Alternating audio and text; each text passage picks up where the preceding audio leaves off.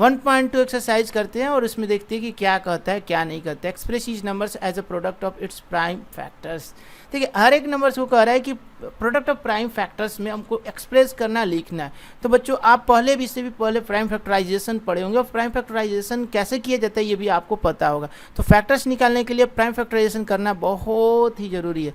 तो 2 7 जा यहाँ पर हो गया आपके पास, फिर 2 35 हो गया, फिर यहाँ से आप 5 7 जा, फिर 7 1 जा। ओके, सो यहाँ पर 140 को हम लिख सकते हैं 2 इंटू 5 इंटू 7। सो यहाँ पर हमने लिख दिया 140 को हमने लिख दिया 2 गुने 2 गुने 5 गुने 7, यानी product of prime numbers.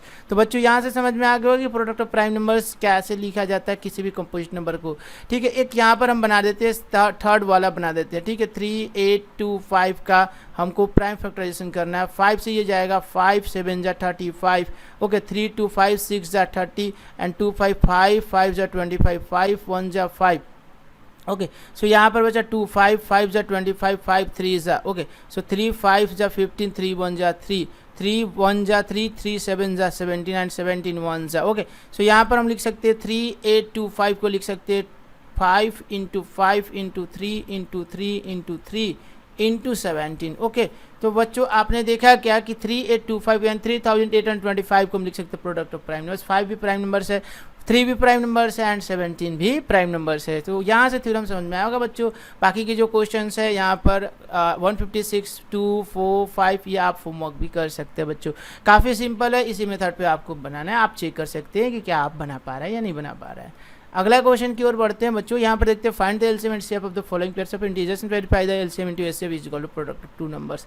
Okay, कहता है कि यहाँ पर गिवन पेयर ऑफ नंबर्स दिया, इसका एलसीएम एचसीएफ निकालना है एंड देन आफ्टर वेरीफाई करना है कि LCM into HCF is equal to होता है product of two numbers. Product of two numbers यानी कि सपोज मानते हैं कि हमारे पास दो नंबर है ए और बी, दो नंबर अगर गिवन दिया हो तो कहता है कि HCF into LCM is equal to होता है ए इंटू बी, यानी product of the given numbers. ये हमको वेरीफाई करना है बच्चों, ध्यान दीजिएगा। बाकी यहाँ पर आपके पास ये जो गिवन नंबर दिए हुए इसका एलसीएम एचसीएफ सबसे पहले निकालना है बच्चों। तो एलसीएम एचसीएफ कैसे निकालते हैं बच्चों? तो सिंपली डिवीजन मेथड से भी आप निकाल सकते हो, कोई दिक्कत नहीं है। ये आपको नहीं बोल रहा है कि आप प्राइम फैक्टराइजेशन से निकालिए, डिवीजन से निकालिए, किससे निकालिएगा। आपको जो सुविधा लगे, जो आसान लगे उसी से निकालिए, कोई दिक्कत नहीं है। तो आप यहाँ पर क्या निकाल सकते हैं? आप निकाल सकते हैं एलसीएम डिवीजन मेथड से। ठीक है, तो 2 6 और 9 1 अगर जिसको भी डिमांड होगा प्राइम फैक्टराइजेशन मेथड से भी निकालना है, एलसीएम और एचसीएफ निकालना सिखाना है, उस दिन आप कमेंट कीजिए फटाक से एंड देन आफ्टर हम आपको एक स्पेशल वीडियो बनाकर दे देंगे जिसमें आप आसानी से सीख सकते हैं। सो यहाँ पर फिलहाल तो हम डिवीजन मेथड से बनाने वाले हैं। यहाँ पर देख सकते हैं 26 है 9 1 है, तो ये 2 से तो दोनों चीज़ें जाएंगी नहीं, तो यहाँ पर तो पॉसिबल ये होगा नहीं। बाकी ये 13 से जाने वाली चीज़ दिख रही है, सीधे सीधे 13 2 या 26 हो जाता है और फिर उसके बाद 7 टाइम्स में ये 91 हो जाएगा ना, 63 91। ठीक है, 63 91, 13 7 जा 91 हो गया। ठीक है, तो 2 और 7 1 में गया। अब उसके बाद क्या जाएगा? एज पॉसिबल लग रहा है कि जाएगा? नहीं जाएगा। तो नहीं जाएगा तो क्या करना है बच्चों? तो हमको एलसीएम निकालना बच्चों। तो एलसीएम इज इक्वल टू लिखेंगे 13 इंटू 2 इंटू 7 लिख देंगे। तो कितना हो जाएगा? 13 2 जा 26, 26 इंटू 7, तो 7 6 जा कितना होगा 42, 2 7 2 जा 14, 14 और 4 कितना हो जाएगा 18, यानी 182 एलसीएम निकल गया बच्चों। अब हम लोग क्या करते हैं? एचसीएफ निकालते, डिवीजन मेथड से निकाल ले बच्चों, डिवीजन मेथड से निकालते हैं। तो 26 दिया कितना होगा? 26 दिया, 20 दिया 60, 6 दिया 18 78, तो 26 दिया कितना हो गया? 78। ठीक है, 26 दिया 78 हो गया। 11 में से 8 गया, 3 बचा, और 8 में से 7 गया, 1 बचा। 13 से 26 गया, तो कितना बार में? 2 बार में, तो 26 गया। तो कितना एचसीएफ निकल गया बच्चों? कितना एचसीएफ निकल गया? 13 इज दैट द एचसीएफ। तो एचसीएफ बच्चों कितना निकल गया? 13 निकल गया। डिवीजन मेथड से हमने बताया। ओके, अब वेरीफाई करना है बच्चों एलएचएस आरएचएस। एलएचएस में है LCM into HCF, LCM into HCF. ठीक है, तो एलसीएम इंटू एचसीएफ करना है बच्चों। यहाँ पर एलसीएम हमने निकाला कितना? 182, और एचसीएफ कितना है? 13 है। मल्टीप्लाई करके देख लेते हैं। तो 13 2 जा 26 और 13 8 जा कितना हो जाएगा बच्चों? तो डायरेक्टली अगर हम लोग करें तो 13 7 91 और 13 8 104। ठीक है, 104, तो 13 दूना 26, 104 106 होगा, तो 6। ठीक है, और कैरी करेंगे कितना? 10। ठीक है, तो 13 कम 13 10 23। ठीक है, तो ये 2366 आएगा बच्चों। ठीक है, हमने डायरेक्ट 13 का मल्टीप्लिकेशन 182 से कर दिया, आप भी कर सकते हैं। ठीक है, अब RHS LHS हमने देख लिया, RHS देख लेते हैं, राइट हैंड साइड देखते हैं। तो A इंटू बी ये फॉर्मूला, यानी दोनों नंबर का मल्टीप्लीकेशन करते हैं तो 26 इंटू 91 करना है, 26 इंटू 91 हम लोग मल्टीप्लाई कर लेते हैं। तो आप डायरेक्ट भी कर सकते हैं और जैसे भी आपको सुविधा लगे वैसे कर सकते हैं। ठीक है बच्चों। तो हम लोग यहाँ पर सिंपल एकदम मल्टीप्लीकेशन कर लेते हैं जिससे कि आपको आसानी हो समझना। 6 2 9 6 जा 54 और 9 2 जा 18, 18 और 5 कितना हो जाएगा 23। ये हो गया 6 6 3 2। तो यहाँ पर कितना आ गया 2 3 6 6। ये तो पक्का आने वाला ही था बच्चों। ठीक है, तो LHS इज इक्वल टू हो गया RHS। अब यही वेरीफाई करना था बच्चों, बस यहाँ से फाइनल हो गया चीज़ें। ठीक है, पहले तुमको HCF निकालना था, फिर LCM निकालना था, फिर LCM into HCF is equal to A into B करना था, यानी वेरीफाई करना था। फाइनली ये क्वेश्चन फर्स्ट वाला बन गया। ठीक उसी प्रकार से आपको सेकंड थर्ड क्वेश्चन भी बनाना है, तो सेकंड क्वेश्चन भी हम बना देते हैं, कोई दिक्कत नहीं है, आप बना लीजिएगा भी या हम बना भी देंगे। तो देखिए यहाँ पर सेकंड क्वेश्चन कैसे बनता है। 51092 इन दोनों का हमें क्या निकालना है, सबसे पहले LCM निकालना है। 2 से जाएगा, 2 2 जा 4 और 1 1 2 5 जा 10 और 1 0 1 0। तो फिर कितना हो जाएगा 2 5 जा 10। ओके, सो यहाँ पर अगर हम लोग देखें तो 2 4 जा 8 और 2 6 जा 12। ओके, अब यहाँ से हम लोग देखें तो कितने से जाएगा ये हम लोग को चेकआउट कर लेना है। ये 46 है और 255 है, तो हम लोग देखें कि कितने से जाएगा और ये जाएगा भी या फिर नहीं जाएगा। तो 5 5 10 और 2 12, यानी ये 3 से जाने लायक दिख रहा है, नहीं 3 से भी नहीं जाएगा, ये 3 से भी ये नहीं जाएगा।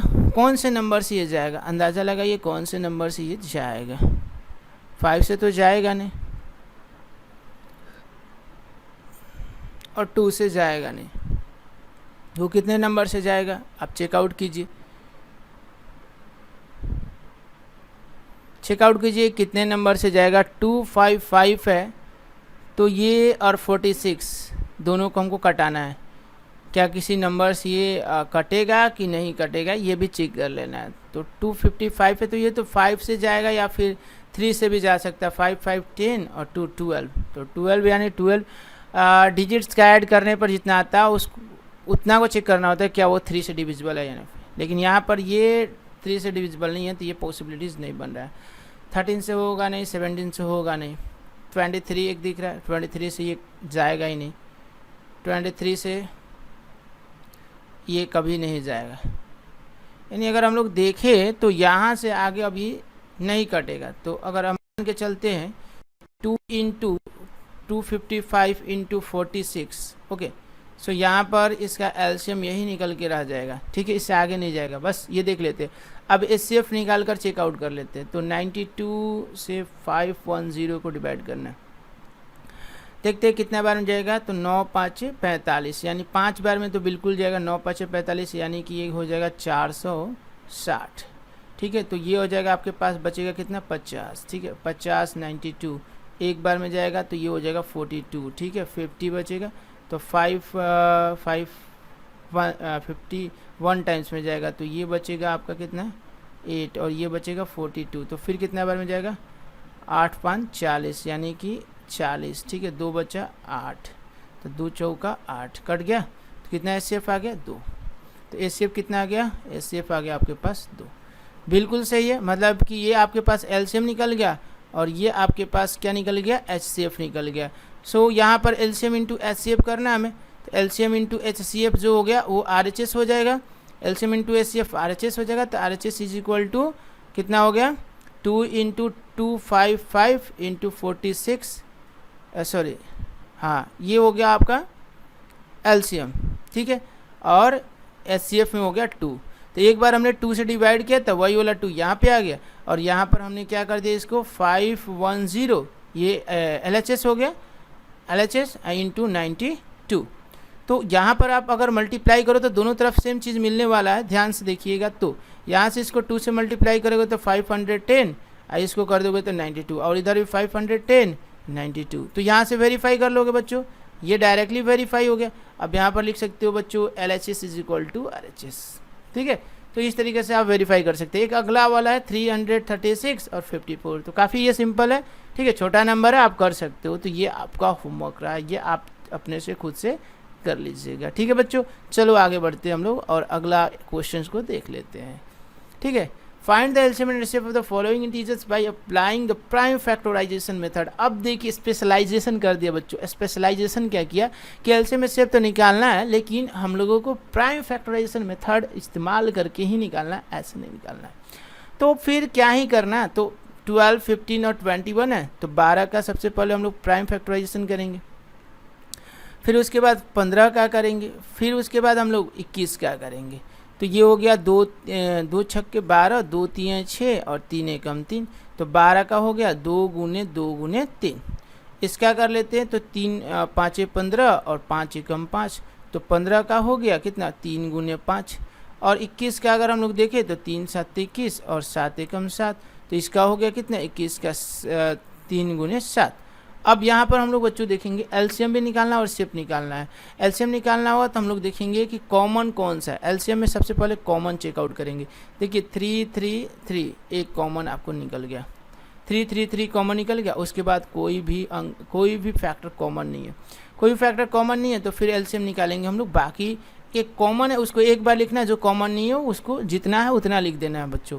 तो यहाँ पर अगर एलसीएम निकालना होगा तो ये हो गया आपके पास बचा कितना है यहाँ पे 2 × 2, ठीक है। और यहाँ पर 3 के बदला एक 3 लिखाएंगे क्योंकि वो कॉमन हो गया, और इंटू 5 × 7, तो हम लोग का हो गया 2 2 = 4, 4 3 = 12, 12 5 से कितना हो जाएगा 60, और 60 420। ओके, सो ये तो आपका निकल गया। अब हम लोग देख लेते हैं एचसीएफ निकाल के।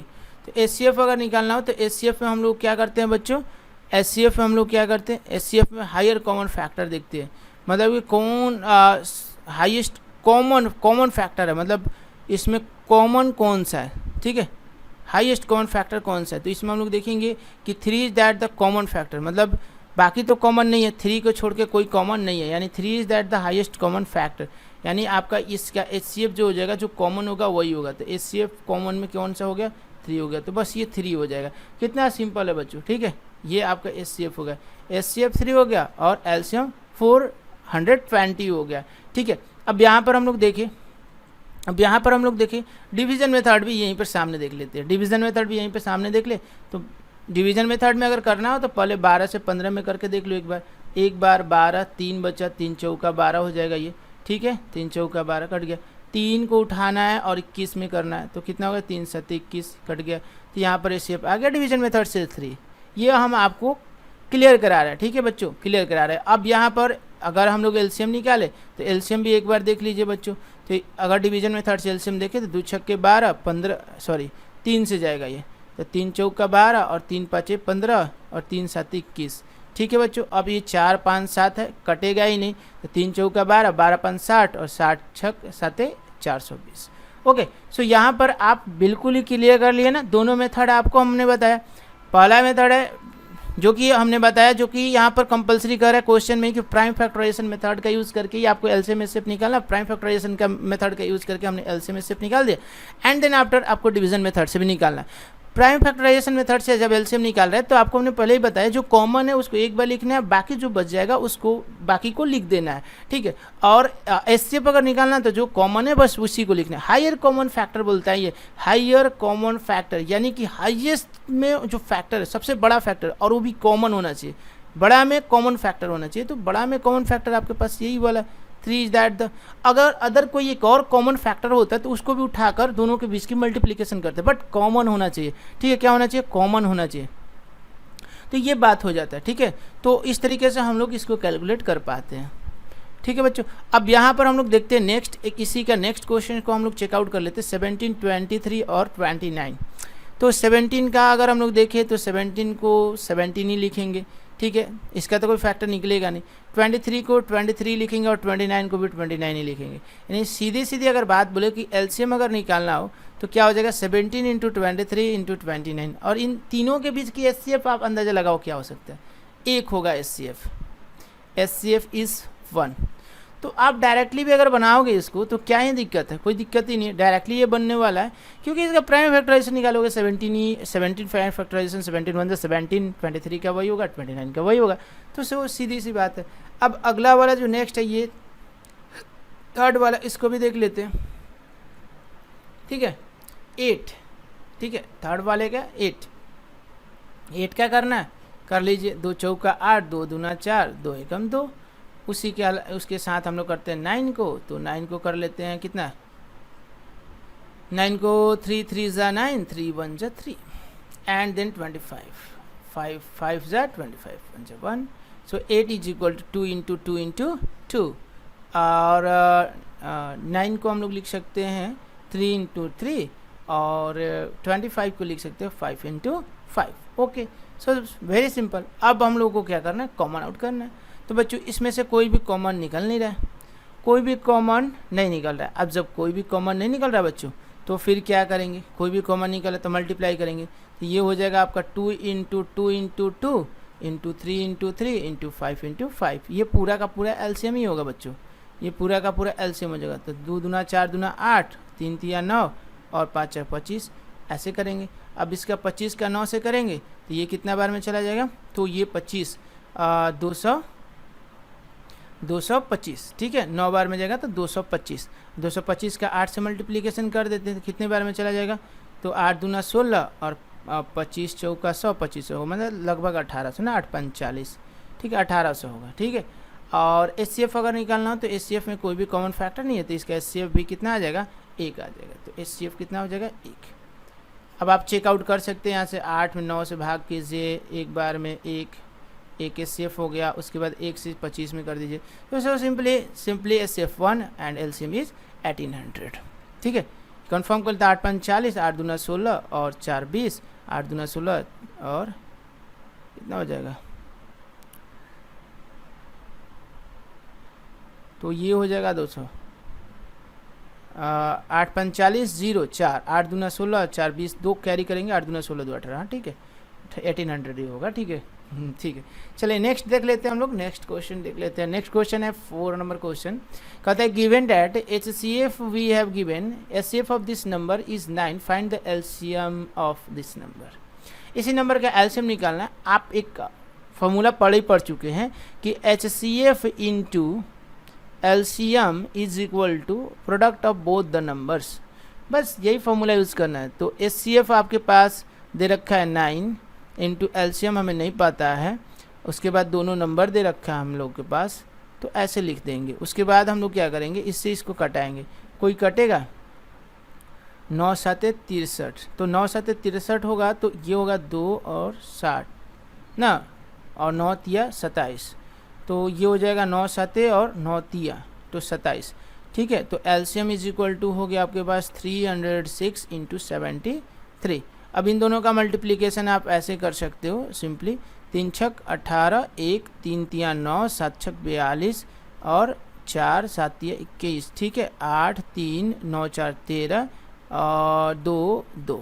ओके, सो इतना वैल्यू हो गया, यानी 22,338।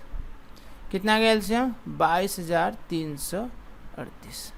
तो दैट इज़ द एलसीएम।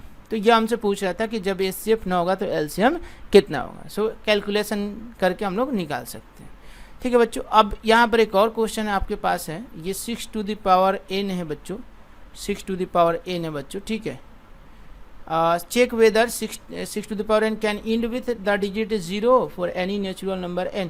क्या किसी भी n का कोई भी वैल्यू हो, नेचुरल नंबर हो, कोई भी n का वैल्यू हो 1 से लेकर इन्फिनाइट तक, तो क्या जो 6 का पावर अगर कुछ भी हो, नेचुरल नंबर में कुछ भी हो, तो क्या वो 0 से इंड हो सकता है, वह संख्या 0 से क्या इंड हो सकता है। इट मीन्स कहने का मतलब समझिएगा बच्चों कि 6 टू अगर हम लोग ऐसे कर ले क्या कि if value of n is any natural number, ठीक है, कोई भी नेचुरल नंबर कह रहा है, कोई भी वैल्यू नेचुरल नंबर हो, तो उस केस में हम लोग क्या करते हैं कि n की वैल्यू 1 2 3 डॉट इन्फिनिटी तक जाएगा। तो अब यहाँ पर हम एज्यूम कर ले कि n की वैल्यू अगर 1 हो तो 6 टू द पावर n है, तो 6 टू द पावर 1 हो जाएगा तो 6 होगा।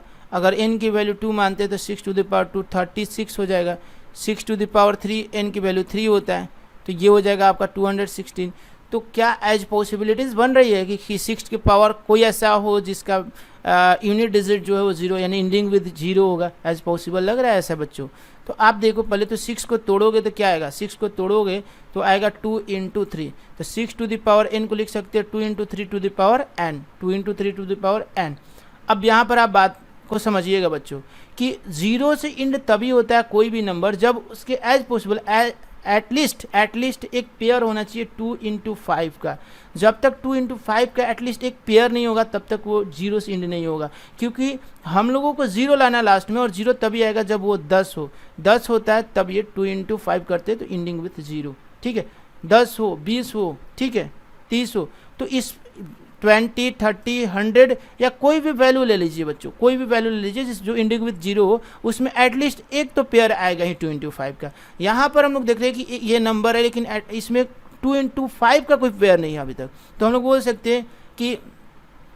सकते हैं कि इसका जो फैक्टर है, इसको जब हम तोड़ते हैं तो इसका 2 × 5 2 × 5 का कोई पेयर नहीं आ रहा है, तो 2 × 5 का कोई पेयर नहीं आ रहा है। इट मीन्स हम कह सकते हैं कि ये कभी भी n का कोई भी वैल्यू हो वो 0 पर एंडिंग नहीं हो सकता, क्योंकि वो 2 × 5 का एटलीस्ट 1 पेयर होना ही चाहिए। जब भी कोई भी नंबर अगर 0 से इंड होता है, आप चेकआउट कर सकते हैं, कोई भी नंबर 0 से इंड होता है, इट मीन्स उसमें एटलीस्ट कम से कम एक पेयर होगा 2 × 5 का। Without having a pair of 2 × 5 any numbers can't ending with digit 0, मतलब कोई भी नंबर हो वो 0 पर अंत नहीं हो सकता है, ठीक है। ये बात को हम लोगों को समझ ले। अब देखिए बच्चों क्वेश्चन नंबर 6 क्या कहता है, इसको हम लोग देख लेते हैं, ठीक है। क्वेश्चन नंबर 5 तो समझ में आ गया, ठीक है। क्वेश्चन नंबर 6 को हम लोग देखते हैं अच्छे से और समझने की कोशिश करते हैं कि क्वेश्चन नंबर 6 क्या कहता है। Explain why 7 × 11 × 13 + 13 and 7 × 6 × 5 × 4 × 3 × 2 × 1 + 5 are composite numbers. ये कंपोजिट नंबर्स है क्यों, इसको एक्सप्लेन करना है। So how can we explain it, कैसे एक्सप्लेन कर पाएंगे? तो सबसे पहले तो हम लिखते हैं फर्स्ट वाला 7 × 11 × 13 + 13। इसको हम लोग क्या लिख सकते हैं बच्चों, एक बार ध्यान से देखिएगा। 13 + 13 है, 13 को कॉमन उठा सकते हैं, तो 7 × 11 × 1, 13 कॉमन हम लोग निकाल रहे हैं, ठीक है। 13 को कॉमन कर रहे हैं, तो यहाँ पर कुछ भी नहीं तो 1, प्लस का यहाँ कुछ भी नहीं तो 1, ओके। सो यहाँ पर हम लोग क्या करते हैं, 13 को हमने दोनों जगह से कॉमन निकाले, तो यहाँ पर 13, ओके। सो यहाँ पर 13 हुआ। अब यहाँ पर आप क्या देख रहे हो बच्चों कि 7 × 11 कितना होगा, 77, ठीक है, और प्लस का 1 × 13, ओके। सो 77 + 1 78 × 13, ओके। तो 78 × 13, यहाँ पर कोई एक नंबर है, मान लेते हैं कोई नंबर a था और उस नंबर को हम लिख सकते हैं 78 × 13। सो यहाँ पर एक कोई नंबर है जिसका फैक्टर है मोर देन 2, यानी इसमें एक और फैक्टर होगा ना 1, तो 1 एक फैक्टर, इसके अलावा 2 फैक्टर और है। इट मीन्स कि the given number is a composite number because of more than 2 factors, क्योंकि इस नंबर का गिवन नंबर का 2 फैक्टर से ज़्यादा फैक्टर्स हैं, इसकी वजह से ये एक कंपोजिट नंबर है। बस ये बताना था। ये बोल रहा है कि क्यों कंपोजिट नंबर है, क्योंकि इसके 2 से ज़्यादा फैक्टर्स है, इसलिए वो कंपोजिट नंबर है। बिल्कुल समझ में आया बच्चों। अब ये वाला है, इसको भी आप आसानी से हल कर सकते हो। 7 × 6 × 5 × 4 × 3 × 2 × 1 प्लस का 5 केवल उठा लो बच्चों, बाकी को छोड़ दो। तो 7 × 6 × 4 × 3 × 2 × 1 और प्लस का 1, क्योंकि हमने 5 को उठा लिया। अब यहाँ से हम लोग अगर मल्टीप्लिकेशन करें तो क्या होगा, 7 × 42 और 4 × 12, 12 दूना 24, तो 42 × 24, ठीक है, सॉरी 42 × 24, 7 × 42 हुआ, 4 × 12 हुआ, 12 दूना 24, ठीक है। अब प्लस का क्या हो गया, ये तो मल्टीप्लिकेशन कर दिए, प्लस का 1 × 5। अब इन दोनों का मल्टीप्लिकेशन कर दीजिए बच्चों, तो 42 × 24, 4 दूना 8, 4 चौका 16, 2 दूना 4 और 2 चौका 8, तो 8 6 4 10 और 9 1 10, यानी 1008 प्लस का 1 × 5। तो इसको जोड़ लेते हैं तो कितना आ जाएगा, 1009 × 5। तो ये भी कोई नंबर है, मान लीजिए b, और b नंबर को हम लिख सकते हैं प्रोडक्ट ऑफ प्राइम नंबर्स। तो इसको भी as a product of prime numbers लिखा जा सकता है, इसको भी as a product of prime numbers लिखा जाता है। तो हम लोग का थ्योरी क्या कहता है कि every composite numbers can be written as the product of prime numbers. तो बस यही थ्योरी तो है, और इसी थ्योरम का प्रयोग करके 1.2 से हम कह सकते हैं कि both the given numbers are composite numbers. Okay, तो बच्चों आप लोगों को समझ में आया होगा कि क्यों ये कंपोजिट नंबर्स हैं। अब आगे बढ़ते हैं और लास्ट क्वेश्चंस को देख लेते हैं क्या कहता है। There is a circular path around a sports field. Sonia takes 18 minutes to drive one round of the field while Ravi takes 12 minutes for the same, and suppose they both starts at the same point and at the same time and go in the same direction, after how many minutes will they meet again at the starting point। जैसे कि ये क्या है, circular path है, circular path में move करता है, तो दोनों एक ही टाइम से स्टार्ट करते हैं, लेकिन सोनिया 18 मिनट का समय लेते जबकि रवि 12 मिनट्स का समय लेता है। तो एक पॉइंट से अगर स्टार्ट होता है तो रवि एक राउंड कंप्लीट कर लेगा 12 मिनट में, तो सोनिया अभी कुछ इधर ही पहुंची होगी, एक राउंड भी उसका कंप्लीट नहीं होगा क्योंकि वो 18 मिनट में कंप्लीट करती है। तो ये जब 18 मिनट में ये कंप्लीट करेगी तो रवि आधा राउंड मतलब 1.5 राउंड चला गया होगा। ठीक है, 1.5 राउंड चला गया होगा, मतलब फर्स्ट 18 मिनट्स में रवि 1.5 राउंड होगा, मतलब 1.5 राउंड, जबकि सोनिया 1 राउंड कंप्लीट की होगी। और जैसे ही सोनिया और आगे बढ़ती है, मतलब 6 मिनट्स और आगे जाता है, तो फिर रवि यहाँ आ जाता है।